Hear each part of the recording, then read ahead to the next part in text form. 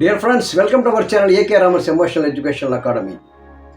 So இந்த வீக்கில் நம்ம பார்க்குற ஒரு முக்கியமான ஒரு எபிசோட் என்ன. ஸோ இது வரைக்கும் லாஸ்ட் வரைக்கும் நம்ம இந்த போர்டு எக்ஸாம் எழுதுகிற ஸ்டூடெண்ட்ஸுக்கு ஒரு அவேர்னஸ் ப்ரோக்ராமுக்காக ஒரு சப்போர்ட்டிங்காக நம்ம வீடியோஸ் கொடுத்துருந்தோம். இப்போ மேக்ஸிமம் இப்போ இந்த வீக்கில் நம்ம பார்க்குறது நல்ல ஒரு இம்பார்ட்டண்ட்டான ஒரு டாபிக், ஒரு இன்ட்ரெஸ்டிங்கான டாபிக்னு சொல்லலாம். அது என்ன அப்படின்னா சயின்ஸ் ஆஃப் எமோஷன்ஸ். இப்போது நம்மளுடைய அந்த மன எழுச்சிகள்னு சொல்கிறோம் இல்லையா, இப்போது இது அன்றைய காலத்திலிருந்தே ஒரு ஆன்சியன்ட் பீரியட்லேருந்து ஒரு மனிதன் எவால்வேஷன் அவருடைய அந்த டார்வினோட தியோரி, அது எவால்யூவேஷன் தியோரியில் இருந்தே ஒரு மனிதனோட அந்த எமோஷன்ஸ் எப்படி அவன் எந்தெந்த மாதிரி எமோஷன்ஸில் அவன் கட்டுப்பட்டு அவனோட வாழ்க்கையில் கொண்டு போகிறான், அப்புறம் எந்தெந்த நேரத்தில் எப்படி ரியாக்ட் பண்ணுறான், எப்படி ரெஸ்பான்ஸ் பண்ணுறாங்க, அப்போது அந்த ரியாக்ஷனுக்கும் அந்த ரெஸ்பான்ஸுக்கு என்ன வித்தியாசம் இருக்குது, அது மூலமாக லைஃப்பில் எப்படி ஒரு சக்ஸஸ் ஆகிட்டு போகிறாங்க. இப்போது அந்த எமோஷனல் ரெகுலேஷன் ஒருத்தருக்கு இருந்தானா அதை அவர் லேர்ன் பண்ணி அதை ப்ராப்பராக கொண்டு போகும்போது அவர் லைஃப்பில் என்ன மாதிரி ஒரு அபரிமிதமான ஒரு மாற்றங்கள் ஏற்படுதுன்னு நம்ம விடாமல் பார்த்துட்டு இருந்தோம். இப்போது இந்த வீக்கில் நாம இந்த ஒரு எமோஷன்ஸ் ஒரு சயின்ஸ் ஆஃப் எமோஷன்ஸ் என்னென்ன மாதிரி ஒரு அறிவியல் பூர்வமான ஒரு நிகழ்வுகள், ஒரு மன எழுச்சிகள் நமக்கு ஒருத்தர் ஏற்படும் போது எந்த மாதிரி அறிவியல் பூர்வமான நிகழ்வுகள் அங்கே தாக்கம் ஏற்படுத்துகின்றது, எப்படி அதை நாம் சரி செய்யலாம், ஒரு எமோஷனல் ரெகுலேஷன் எப்படி நம்ம கொண்டு நம்ம லைஃப்பில் அதனை இம்ப்ளிமெண்ட் பண்ணது மூலமாக எப்படி நம்ம சக்ஸஸ் கொண்டு போகலாங்கிறதுக்கு இந்த வீடியோ பதிவு பார்க்கலாம். ஒரு இம்பார்ட்டன்ட் பதிவுன்னு சொல்லலாம். So by the way, if you not subscribe, you kindly do it. I'm Anandkumar.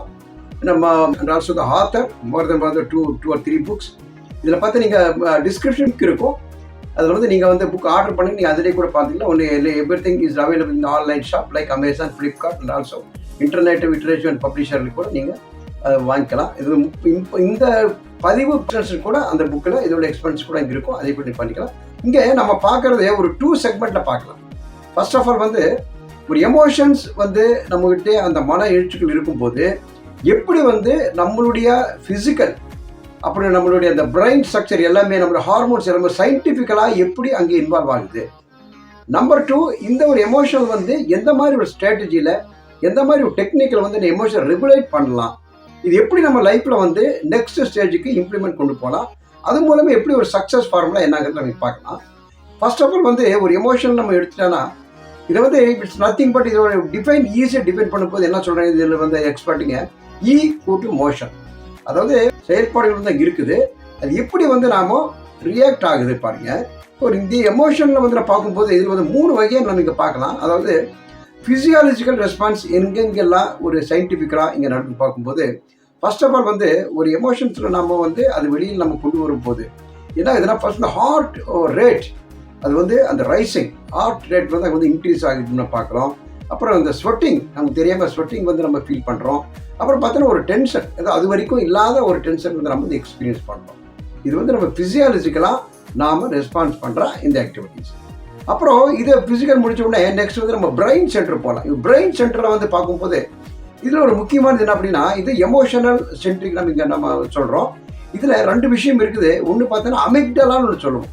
இந்த அமிக்டலாங்கிறது சின்ன ஒரு பாதம் பொறுப்போட சின்னதாக ஒன்று இருக்குது. இது அத்தனை ஒரு எமோஷனுக்கும் ஒரு சென்டர் அப்படி சொல்லுவாங்க. அப்புறம் அதை தாண்டி என்னென்னா இப்போ கேம்பஸ் இது நம்ம இருக்குது. அப்புறம் இந்த ப்ரிஃப்ரண்டல் கார்டெக்ஸ், இது கூட இது 3 விஷயம் இங்கே நம்ம பிரெயின் சென்டரில் இங்கே ஒரு எமோஷனல் ரிலேட்டடாக இங்கே இருக்குது. இப்போ இந்த அமிக்டலா தான் என்னென்னா ஒரு சென்டர் ஆஃப் எமோஷன்ஸ் இருக்குது. அது எப்படி நாம ரெகுலேட் பண்ணுறதுக்கு எப்படி இது யூஸ் பண்ணலாங்கிறத நம்ம அடுத்த டெக்னிக்கில் நெக்ஸ்ட் வீடியோஸ் பார்க்கலாம்.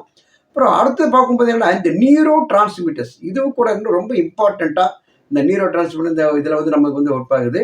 இதில் மெயின் குறிப்பாக பார்க்கும்போது இதில் 2 வகையான நம்ம பார்க்கலாம். டோபமைன் பார்க்கலாம். இந்த டோபமைன் எந்த அளவுக்கு நம்மளுடைய எமோஷன்ஸில் கொண்டு வருது அப்படின்னா, இது ஒரு ஹாப்பி ஹார்மோன்ஸ் ரிலேட்டட் நம்ம பார்க்கலாம்.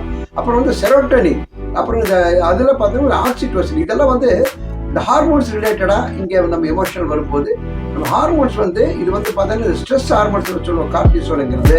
டோபமைன் ஹாப்பி ஹார்மோன் சொல்லுவோம். இப்போ நம்ம ஒரு ஹாப்பியாக ஒரு சந்தோஷமாக ஒரு செலிப்ரேட் பண்ணும்போது நம்மளுடைய எமோஷன் ரிலேட்டடாக டோபமைன் ஹார்மோன்ஸ் அங்கே ஒர்க் ஆகுது.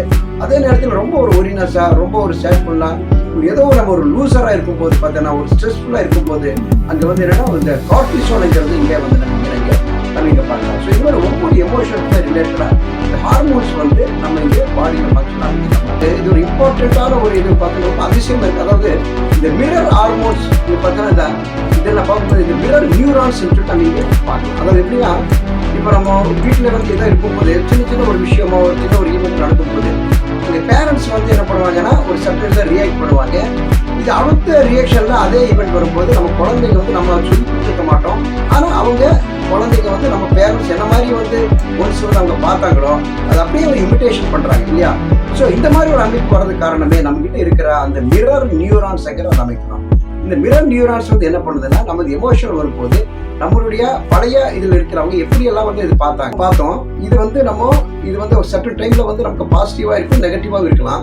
ஸோ எப்படி நம்ம ஒரு எமோஷனல் ரெகுலேஷன்ஸ் வந்து நம்ம ஈஸியாக நம்ம கொண்டு வரலாம் இப்படின்னு பார்த்து ஜஸ்ட் ஒரு 3 ஸ்ட்ராட்டஜியில் இந்த வீக்கில் நம்ம பார்க்கலாம். ஃபர்ஸ்ட் ஆஃப் ஆல் பார்க்கும்போது எல்லாமே நம்ம சர்ச் பண்ணுறது எல்லாமே பார்க்கும்போது இந்த மைண்ட்ஃபுல்னஸ் அப்படின்னு நம்ம இங்கே சொல்லலாம். அதாவது மைண்ட்ஃபுல்னஸ் இந்த டெக்னிக்கில் வந்து it's nothing but being present in the moment. வேறு ஒன்றுமே இல்லைங்க. ஏன்னா நம்ம எந்த நேரத்தில் எந்த வேலை செய்கிறோமோ அதில் நம்ம வந்து மைண்ட்ஃபுல்னஸாக ஒரு 100% ஃபோக்கஸாக இருக்கும். அதில் ஃபோக்கஸ் அந்த ஃபோக்கஸ் அப்படின்னு அதாவது என்னென்னா கவனத்தின் மேல் கவனம். ஸோ இந்த மாதிரி சுச்சுவேஷன் இருக்கும்போது மைண்ட்ஃபுல்னஸ் வந்து நம்ம ஆக்டிவாக நம்ம இம்ப்ளிமெண்ட் பண்ணலாம். அப்போது இந்த மைண்ட்ஃபுல்னஸ் டெக்னிக்கில் வந்து பார்க்கும்போது அந்த ப்ரெசன்ட் மூமெண்ட்டில் என்ன மாதிரி ஒரு எக்ஸ்பீரியன்ஸ் லேர்ன் பண்ணமோ அதில் செகண்டரி வச்சுட்டு ஒர்க்கில் வந்து 100% கான்சன்ட்ரேஷன் கொடுக்குற மூலமாக அந்த ஈஸியாக வந்து நம்ம எமோஷன் நம்ம ரெகுலேட் நம்ம கொண்டு வரலாம். இதுக்கு ஏகப்பட்ட டெக்னிக் இருக்குது. அதுக்கு நம்ம வீடியோஸ் ஆல்ரெடி நம்ம போட்டிருக்கோம். இப்போ ஃபர்தராக கூட நம்ம டிஸ்கஸ் பண்ணலாம். இப்போ செகண்ட் நம்ம பார்க்க போதுன்னா ரீஅப்ரைசல் சொல்லி நம்ம சொல்லலாம். அதாவது ரீஅப்ரைசல்ங்கிறது நத்திங் பட் என்ன ரீஃப்ரேமிங். இப்போது நம்ம ஒரு தாட் பேட்டர் வச்சிருக்கிறோம். நம்ம ஆல்ரெடி வந்து நம்மளுடைய பாஸ்ட் பிலீஃப்ல இருந்து ஒரு தாட் வந்திருக்கும். அதே நேரத்தில் நம்ம பண்ணுற ஓன் பாஸ்ட் எக்ஸ்பீரியன்ஸ்ல இருந்து ஒரு தாட் வந்திருக்கும். அதே நம்மளுடைய பாஸ்ட் ஆக்டிவிட்டிஸ் எப்படியெல்லாம் நம்ம ஒரு ஃபீல் பண்ணோமோ அதை வச்சு ஒரு தாட் வந்து இந்த 3 வகை தாட்டை வந்து நம்ம என்னோட ஒவ்வொரு விஷயத்திலையும் ஒவ்வொரு பொருளையும் நமக்கு அறியாமலேயே உள்ள தாட் வந்து நமக்கு வந்து இன்பில்ட் ஆயிருக்கு. அதாவது நம்மளுடைய என்விரான்மெண்டல் மூலம் வர்ற ஒரு தாட்டு, நம்ம எக்ஸ்பீரியன்ஸ் மூலம் வர்ற ஒரு தாட்டு, அதே நேரத்தில் வந்து நம்மளுடைய ஓன் பாஸ்ட் எமோஷனல் மெமரியிலேருந்து வர்ற இந்த 3மே என்ன நம்ம அந்த இன்பில்ட் ஆகும் போது ஒரு குறிப்பிட்ட ஒரு ஈவெண்ட்டோ இல்லை ஒரு குறிப்பிட்ட ஒரு விஷயம் ஒரு பெர்சன் பற்றி சொல்லும் போது அவங்களுக்கு வந்து இமீடியட்டாக வந்து நம்ம வந்து ஒரு என்னன்னா அவங்கள வந்து ஒரு ரீஅசம்ஷன் இல்லாமலேயே ஆல்ரெடி இருக்கிற நம்மளுடைய என்ன தாட் நம்மகிட்ட பில்ட் ஆயிருக்குதோ அதையே நம்ம வந்து எக்ஸ்பிரஸ் பண்ணணும். ஸோ இது இல்லாமல் நம்ம மைண்ட் வந்து அந்த ரீஃப்ரேமிங் பண்ணுறது இது வந்து நம்ம ஈஸியாக நம்ம இங்கே பார்க்கலாம். இதை எப்படி வந்து how to be reframe how to be ரீபில்ட்ங்கிறது வந்து ரொம்ப எக்ஸ்பிளனேஷனாக இப்போ நம்ம டிஸ்கிரிப்ஷனில் இருக்கிற அந்த லிங்க்கில் வந்து நம்ம கொடுத்துருக்கோம்.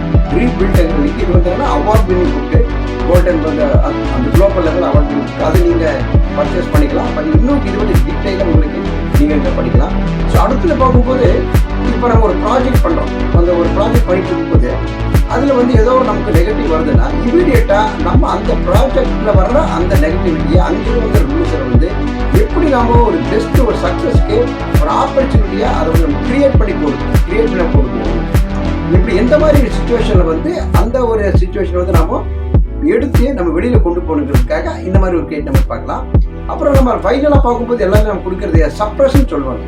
ஏன்னா நம்மக்கிட்ட ஒரு எமோஷன் இருக்குது, அதை வந்து நம்மளால ப்ராப்பராக ரியாக்ட் பண்ண முடியல. அதே நேரத்தில் நம்ம அதிலிருந்து நம்ம ஹைட் பண்ண பார்க்கணும். இப்படியோ இந்த இடத்துல இருந்து நம்ம தப்பிச்சா போதும். இந்த மாதிரி பார்க்கும்போது நம்ம என்ன பண்ணுறோம், அந்த எமோஷன்ஸ் வந்து நம்ம சப்ரஸ் பண்ணுறோம், இல்லைன்னா அந்த எமோஷன்ஸ் வந்து டோட்டல் நம்ம ஹைட் பண்ணுறோம்.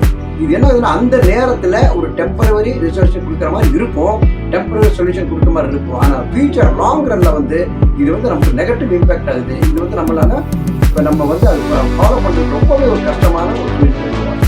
ஸோ ஃபார் எக்ஸாம்பிள் இது சொல்லிட்டேன்னா இப்போ திடீர்னு போகிறாங்க ஏதோ ஒரு விதத்தில் வந்து ஒரு பிஸ்னஸ்லையோ இல்லை நம்ம ஒரு ஸ்டடீஸ் மேட்டர் ஏதோ ஒரு லாஸ் ஆகிட்டோம்னா இமீடியட் என்ன பண்ணுவாங்க, இமீடியட்டாக வந்து சரி இது வந்து அங்கிருந்து மறக்கிறதுக்காக நம்ம என்ன பண்ணுவோம்னா இந்த மொபைல் எடுப்போம், இல்லை டிவியில் போய் நேரம் பார்க்குறது, இல்லை சினிமாவுக்கு போயிடுறது, இல்லை வேறு ஃப்ரெண்ட்ஸ் கூட வந்து அப்படியே வெளியில் ஜாலியாக ரவுண்ட் அடிக்க போயிடுறது. இந்த மாதிரி சுச்சுவேஷன் பண்ணுவோம் இல்லையா?